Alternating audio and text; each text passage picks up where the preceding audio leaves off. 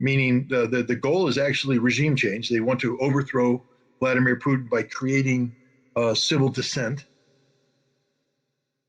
When we go in there and we find no weapons of mass destruction and find out we invaded a nation under false pretense, are you going to invite me back on and you apologize to the American people for beating the drum of war? And in defense of Bill O'Reilly, he tried to get me on to do just that. Fox News would not allow it. And he said, I tried to get him on. They won't let me, but I owe him an apology because he was absolutely right. So I give Bill O'Reilly credit for that. I'm not a big fan of his opinions, but when it came to, it came to being a man about doing what he said he was going to do, he did. Wolf Blitzer once gave me sort of a backhanded, I'm sorry, and a couple other people at CNN did the same. But for the most part, no, they just ignored it, pretended it didn't happen.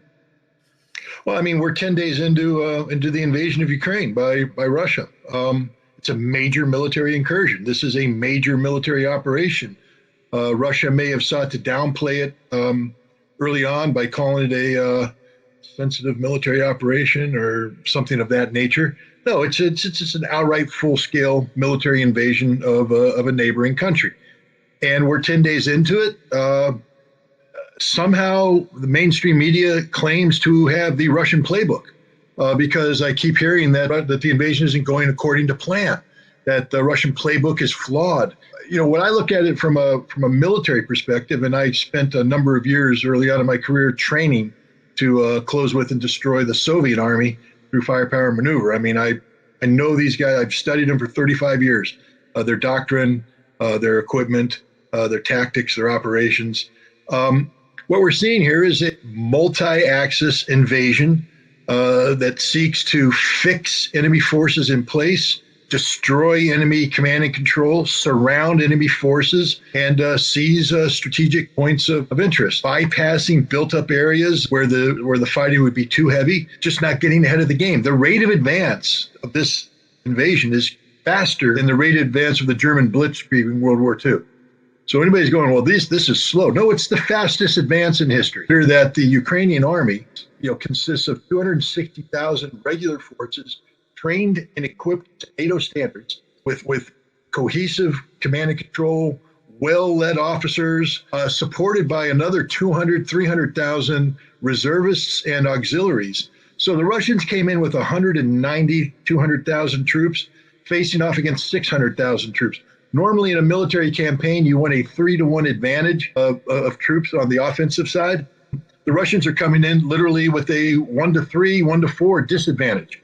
For every Russian killed, 6 Ukrainians today. This is an absolute rout, an absolute rout. One of the things that appears to be slowing it down is the Russian stated intent of not killing Ukrainian soldiers. I was as surprised as anyone when they started this offensive with literally one hand tied behind their back, coming in very light, coming in very soft, trying to negotiate their way through built-up areas so as to reduce civilian casualties and reduce damage to civilian infrastructure. They also sought to not decapitate, meaning annihilate, Ukrainian soldiers in their barracks, as they could have. Instead, they let them sleep, and they said, we just prefer that you stay in your barracks and don't fight us because our qualm isn't with you. Our qualm is with the bigger fish. Unfortunately for the Russians, the Ukrainians decided to fight. And they're fighting very effectively. I'm never going to denigrate the courage and the determination of the Ukrainian army. They're going up against a very well-trained Russian military, very well-equipped Russian military, who has superior tactics and operations. And the Ukrainians are putting up a very solid fight, but they're losing. They're losing decisively. And I think sooner rather than later, you're going to see large-scale surrenders as they run out of ammunition, they run out of food, they run out of water, they run out of fuel, give them the choice of either a futile resistance or death. One of the things they keep harping on is they keep saying in one instance after another that Russia or the Russian military is trying to kill civilians, is aiming at civilian targets, is, claiming that there's a ceasefire and then shooting civilians. In your understanding, how much is the Russian military actually going after civilians? The Russian military has foregone its greatest advantage in modern warfare, which is overwhelming fire superiority. The normal Russian tactic is to fix your location, and then obliterate your location with massed fires, artillery, multiple rocket launchers, mortars, and then steamroll through your location until they find the next location. Then you repeat as necessary. It's a very effective tactic. It's a very brutal tactic. It's one that, if applied to an enemy formation operating in a built-up area or a heavily populated suburban area, would result in tens of thousands of civilians dying. The Russians have foregone this. They're not using this tactic at all. When they do fire, it's based upon solid intelligence about enemy capabilities, enemy locations. Now, war is an imperfect science. I'll say that as somebody who's waged it. You think you have intelligence about a target, you do your best to put munitions on the target to achieve a desired effect, only to find out that you were wrong about the intelligence, or the munitions didn't perform as designed. Anytime there's a war in an area where civilians exist, the civilians pay the heaviest price. And that's happening now. But to call this a deliberate targeting by the Russians is just an absolute deviation from reality. The Russians are being very, very circumspect in their use of weapons. When they use weapons, for instance, in Kharkov, they show multiple rocket launchers impacting in a residential neighborhood. What they're not telling you is that the Russians had sent in a reconnaissance mission earlier that got ambushed and annihilated by Ukrainian forces dug in that residential area. This makes it a legitimate military target. I'm sorry, that's what war is. If you choose to fight in a residential area, then you can't. It's not a war crime to take that out. The Russians. I think the one place that the Russians are failing right now is the propaganda aspect. I'm not saying that I want the Russians to lie, but it would be nice if the Russians put some perspective to what they're facing. What they're facing isn't just propaganda from the Ukrainian government. Understand that the CIA is deeply embedded with the Ukrainian Ministry of Information and is responsible for running what's called a information operation. This is a covert or political action operation that's been sanctioned by the President of the United States. And the reason why it has to be sanctioned is the CIA normally isn't allowed to manipulate information in a manner that affects the American public. Meaning they can tell lies, and they do this very effectively, but they can't tell lies in a way that affects how the Americans view a subject. They're doing that right now. They're running an information operation, very sophisticated, that's designed to achieve a political result in Russia, meaning the goal is actually regime change. They want to overthrow Vladimir Putin by creating civil dissent, and they match that civil dissent with an economic sanctions policy and implementation, which is designed to marry up. The sanctions aren't happening in a vacuum. The sanctions are specifically targeted against a certain class of person in Moscow who the United States feels is oriented towards the West. And by depriving them of the benefits of being affiliated with the West, you redefine their life. And now they want them to rise up. And this is a regime change operation. So Ukraine isn't just about exaggerating Ukrainian victories, as all militaries do, or diminishing Russian victories. It's about manipulating information in Russia and in Europe to get NATO. Remember, NATO was this dysfunctional organization reeling from the catastrophe of Afghanistan. How do you get them aligned with what's going on? How do you get them to oppose what the Russians are doing? You have to run an information operation designed to manipulate public opinion in Europe. And the indirect effect of this is that the American public is likewise impacted by this, because you can't have a situation where the CIA promulgates mistruths over here, tells CNN, hey, yeah, but that's all a lie. That's all a lie. You can't report that. That's a lie. You need to report the truth. No, they're letting the lie live. And this can only be done with executive permission. The President of the United States, therefore, is engaged in an operation to deceive the American public. And that's what people need to know. You tweeted out, at this stage, any continuation of the Ukraine-Russian conflict will not alter the outcome and will only increase the tragic plight of the Ukrainian people. All those who argue in favor of more weapons and insurgency must admit they care more about NATO than the Ukrainian people. While our media and our government agencies are manifesting, are creating this care, the concern for the Ukrainian people, it's end result is that you're going to have more Ukrainian people getting killed because they're going to drag this thing out as long as possible. Yes, and this comes back to one of the root causes of this conflict, which is NATO's effort to expand further east and incorporate Ukraine into the umbrella of NATO membership. Ukraine's suicidal insistence that this is what they want, even though they and NATO were confronted over the course of 15 years. This isn't like Vladimir Putin woke up one night and went, oh, I got a headache, I'm going to invade Ukraine. This is concerted policy from Russia that has been articulated in great detail since Vladimir Putin addressed the Munich Security Conference in 2007. He laid down the foundation and said further eastward expansion is unacceptable. What did NATO do? They turned around in 2008, I think it was the Bucharest Conference, and they invited Ukraine and Georgia to become members. This prompted a detailed Russian response, which was effectively captured by the U.S. ambassador to Russia at the time, William Burns. He happens to be the CIA director today. But back then, he was the U.S. ambassador to Russia. He wrote a memorandum called Niet means Niet, published in February 2009. And what he said is, the Russians have said, no, this is a red line.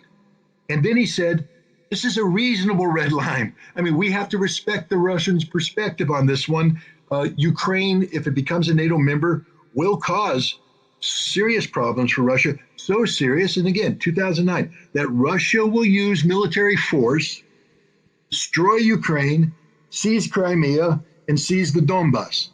Well, good Lord, what has happened today? And people are saying this is because Putin woke up with a migraine. No, this is because NATO and Ukraine conspired together to create the conditions for a war that they knew, 13 years ago, was inevitable if they continued this policy.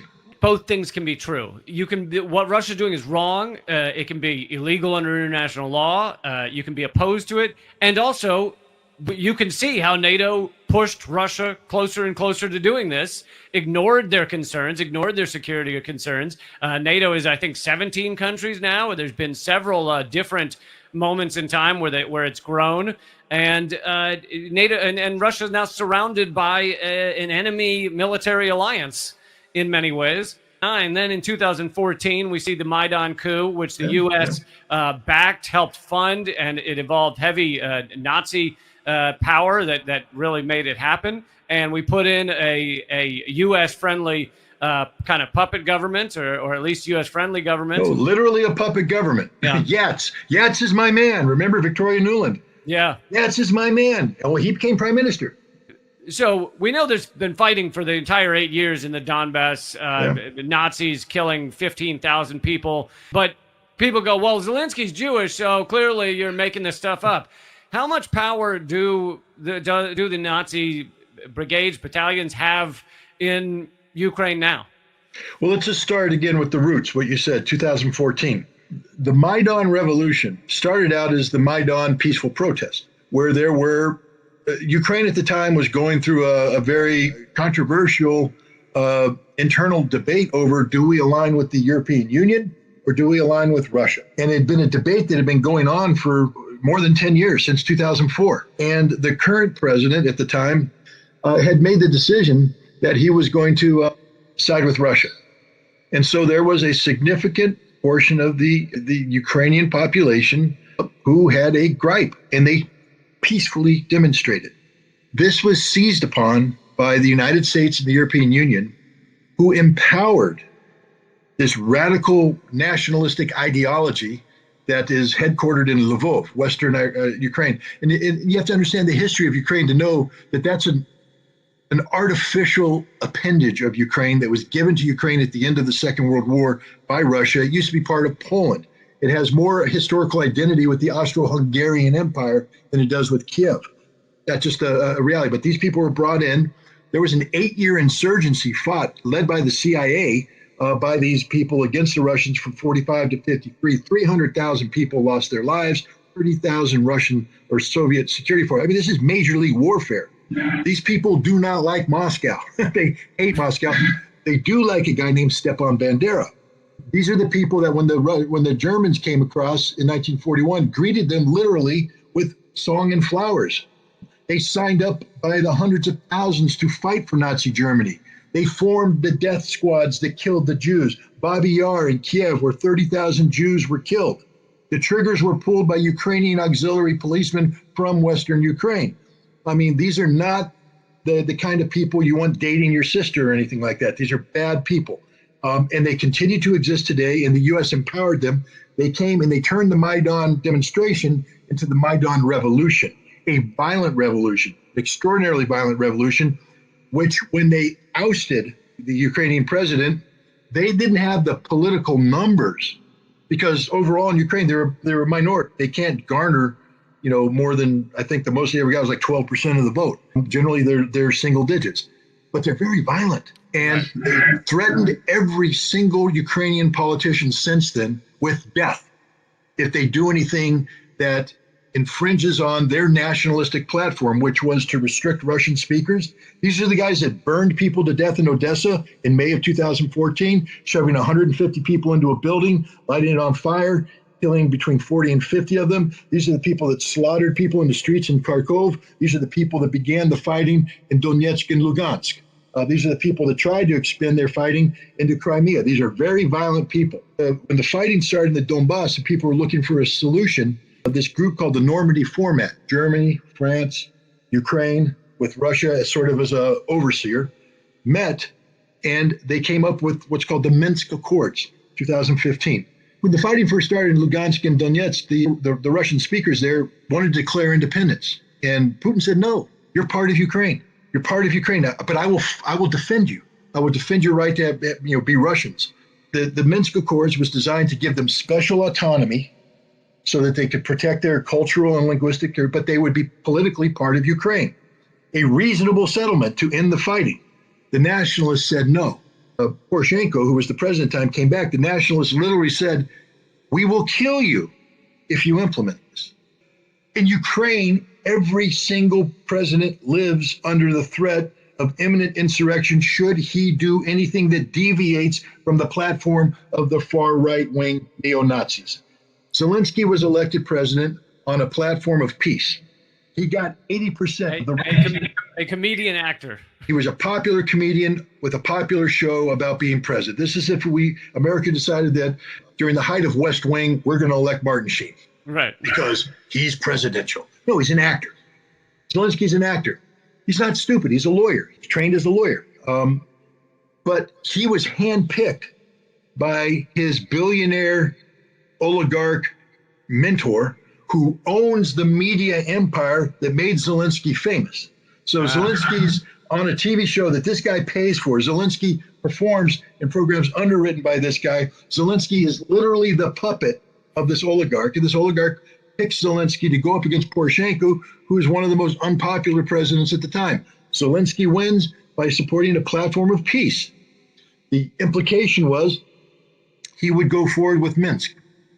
No sooner did he get elected than the guy came in and said, you'll be hanging by the neck until dead, that one of the neo-Nazis. We will kill you. Not an idle threat. They will kill him because these neo-Nazis are everywhere. They formed this brigade-sized force called Azov, and that got broken up as part of the agreement with the West that, you can't have these standalone Nazi militias. So what did they do? Disband them? No. They put a battalion in every brigade in the Ukrainian military. So every brigade in the Ukrainian military now has a battalion of Nazis. Then they infiltrated their officers throughout the officer corps and the general staff. They are everywhere. They're in the security service, the intelligence service, the military. They've infiltrated the whole thing. And these are people who aren't afraid to kill in defense of their ideology. So Zelensky is 100% the puppet of these people. One of the reasons why he has such a hardline position today is he can't take a soft line. You want proof? One of the members of the first negotiating team that met with the Russians, and I don't know his name right off the top of my head, but he was somebody who said maybe we should think about neutrality to bring an end to this war. What happened to him when he got back? Pulled out, shot 2 times in the head, assassinated. Take a look at the photographs. The Nazis killed a negotiator because they didn't like his negotiating position. You don't get that context on CNN. For those who really want to see this end, and I don't mean the kind of faux outrage, let's put our Ukrainian colors on the thumbnail of our Facebook account and that's it. But I mean genuinely want to see this over, because that's the only way you're going to see killing stop. What is it? How do you see this ending? What needs to happen? Well, I'm just going to be brutally honest. This will end when Vladimir Putin wants it to end, which means it'll end when the Russians achieve total victory. Now, Russian total victory isn't, Nazi total victory or Roman total victory, where you kill every man and steal the women and enslave children. Total victory is exactly what the Russian negotiators have said. This war will end the moment Ukraine changes its constitution, because one of the things Zelensky did is change the constitution so that NATO membership is now constitutionally required. So the Russians said, change your constitution and then enter into a formal neutrality agreement recognized by everybody. You are neutral. You will never join NATO. Accept that Crimea is forever Russia. Accept the independence of Lugansk and Donetsk, and de-NATO your military. People keep saying, well, Ukraine wasn't a NATO member. Well, pretty much. They had a regular army of 240,000 guys who were trained, equipped. They wore the uniforms of NATO. Last year, we sent 20,000 NATO troops into Ukraine to train them. We sent, I think, around 12,000 Ukrainian troops outside of Ukraine to train with NATO in every country in Europe. They use the same tactics, the same communication, the same weapons. They wear the uniforms. They are a proxy army of NATO. And so the Russian perspective is, we can't have a NATO proxy here. So your military is going bye-bye. You could create another military, but it's not going to be a NATO proxy. It'll be a Ukrainian military, probably equipped by us. So our advisors are there. I mean, I'm not saying the Russians are right, but that's their position. You're not going to be part of NATO. And then the last thing is denazification. That's the most difficult one, because it pretty much means that anybody that's in the military, police, security service, whatever that possesses, has to go. And by go, the Russians mean die. These aren't people that are going to be given mercy. Some of their leaders might be given a trial and put in jail. But if you got a swastika tattooed on your body, you're going to die when you're captured. And I know that's a violation of Geneva Convention. I know. I'm just stating the simple fact. Yeah. And then about the political groups that have formed, they must be disbanded, and Ukrainian law must be rewritten so that it outlaws worship of Stepan Bandera, outlaws celebration of the 12th SS division, which I think was the Galatian division where the Ukrainians served. Basically, it bans, in a similar fashion to what Germany did at the end of the Second World War, by banning continued adulation of Adolf Hitler and embrace of Nazi memorabilia. Ukraine has to go through the same thing regarding Stepan Bandera. That's what the U.S. was one of 3 countries to vote against when it went in front of the UN, was Nazi glorification. Yeah, because if we voted for that, we would be basically humiliating the Ukrainian government, because it is a government that resides over a nation that glorifies Nazi ideology. I mean, I'm just saying it as it is. How do you see economically this playing out? Well, actually, I think Putin is prepared very well. I mean, There's only so much you can do when you live in a world where the dollar dominates, where U.S. banking institutions are controlled by Washington. Where global banking institutions are controlled by Washington, D.C. Yep. There's only so much preparation you can do. Understand that the Russians have yet to unleash their counterattack, which they say is coming. But we're getting certain hints about this. Russia has, I think, is moving towards the gold standard for the ruble, which will radically change everything, because now it makes the ruble a denomination that can be traded on the international stage, because it's linked to gold, as opposed to the U.S. dollar that's linked to $60 trillion of debt. And you're going to see the deconstruction of the dollar monopoly. And that's one of the things that Russia and China are working. The Russians don't do anything half-assed. There's nothing half-assed about the Russians. They're not always right. The decisions they make aren't always the brightest, but you need to respect the fact that they don't act on a whim. When the Russians undertake a policy, such as going into Ukraine, they have staffed out all possible ramifications, knowing full well that there were going to be economic sanctions levied on. Why? Because Biden's been telling them for more than a year. Yeah. And so they have anticipated everything. They have game played everything. They have options for everything. One of the things that Biden didn't game play is look at the price of gas in Europe right now. From what I read, Michelin Tires out of France had to shut down production because they can't afford to continue to operate with the energy prices. You're going to see more and more European industries shut down because they can't afford to go. Europe's going to shut down. And Russia hasn't shut off gas. So just imagine when Putin's waiting there going, wait for it, boom, done. Now what are you going to do, Europe? You're going to die. And it's your fault. The United States right now is in a panic about oil. Hell, we're trying to talk to the Iranians to sell us oil now. And Maduro, delegation to Venezuela to recognize Maduro. I feel sorry for Juan Guaido because he thought he was president of Venezuela. No, he's not. Apparently, Nicolas Maduro is, because that's who we're talking to. Meanwhile, the price of oil is going through the roof.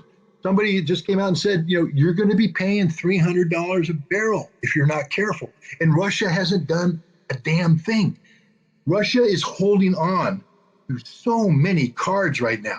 And when they start slapping them down, they're going to pick us apart at the seams. They're going to suffer. There's no doubt about it. I have family in Moscow. My wife's brother and his family live there, and they are suffering. There's no doubt that they're suffering. But Russia will survive. It'll be tough. They'll tighten their belt. It won't be easy. Europe, on the other hand, isn't going to survive. And let's just look at one last thought here. Vladimir Putin has been in power for 22 years, 23 years. Find me his Western counterpart that's been in power half that long. Every single person that's opposing him right now of these democracies will be out of office before Vladimir Putin leaves office. Most of them will be out of office this time next year because of the political ramifications of the decisions they made regarding sanctions, Russia, and Ukraine. All these people that are painting, as you said, their fingernails and their eyelids and all this stuff, you can do that when you have food in your belly, heat in your stove, electricity in your house. You can do that when trucks are delivering things to your markets. That's not going to be happening soon in Europe. And Europe's going to be wondering how they're going to, I'd like to see Germany tell me how they're going to pay the $100 billion to modernize their military when their economy's in the toilet. Mr. Scholz doesn't have long for political office. He's doomed. And Russia hasn't even begun to play their cards. When they do, my prediction is Europe will be all but knocked out, and you're going to rapidly see Europe reversing course. You've already seen some of that, where Germany has just come out and said, we can't stop, we have to have Russian energy pouring in. We can't stop it. But Germany's already set Russia up where they can stop it if they want to through violation of contracts. Germany now has to be careful with what the United States does, because anything that's seen as a contractual violation gives the Russian 100% legal reason to shut down the energy. Russia owns Europe right now. Now, Russia has always played it smart by saying, we don't play the energy card. They didn't. Who played the energy card first? The West. And the West is going to pay. That's my prediction. And now they've, purged with some of the few outlets where you could get that type of context. Most people don't know. I was about to have you on Redacted tonight, and now that's shut down because apparently the U.S. can't handle any dissenting opinions. But thank you so much, Scott Ritter. Such a pleasure. And he got everything right about the war on Iraq when everyone said he was wrong and he was out of his mind. Those are the type of interviews I do. If you're new to what I do. Yeah, thanks a lot for your time, and I'll be doing these more regularly, and keep fighting.